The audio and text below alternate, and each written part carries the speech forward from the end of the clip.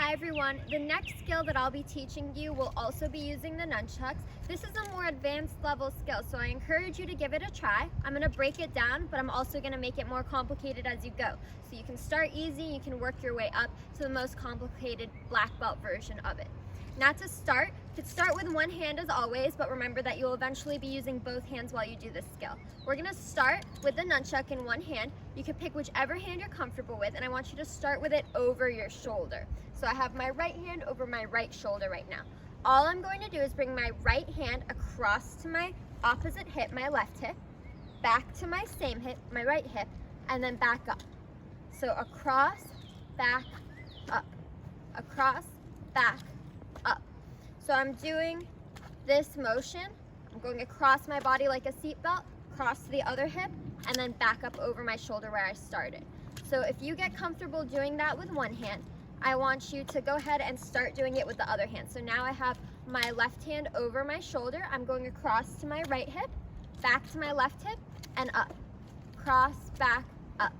Across, back, up. And that should become muscle memory, which means that your body should be able to do this without you thinking about it too much. Once you have that, you're ready to use both hands at the same time. Now to do this, we're going to alternate using our hands. So I'm going to start with my right hand again. I'm going to go across, back, up, and then I'm going to use my left hand.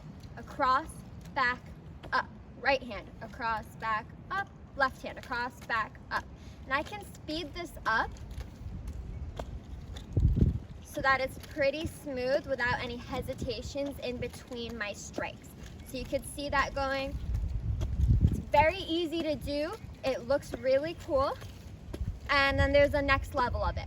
So my next level of it, I'm gonna kind of intertwine those two so that it's not like I'm doing it with one hand and then the other, but they'll definitely overlap. So the way we're gonna do that, you'll go across, back, and then as this hand is going up, my other hand will start going across.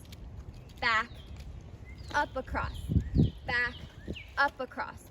So once you speed that up, you just keep going and there's no lag and there's no hesitation. Now to explain that a little bit more for you guys, when I do a front punch and then a back punch, we teach it first to be front punch, all the way back punch, all the way back. But as you get more advanced, you do front punch, and as your front hand returns, your back hand is going out.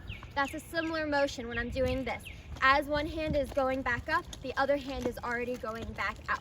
And that's one of my combinations that I could do. So to do it again slowly for you guys, across, back, up, switch. Across, back, switch. Cross, switch. And then you just speed it up. The next level of it would be to add an overhead swing. All right, all you're doing for that one is a scooping motion from the outside in over your head like you're drawing a crown and then back. So the way you would add that is after I do my cross back, I would go over my head and then around my shoulder.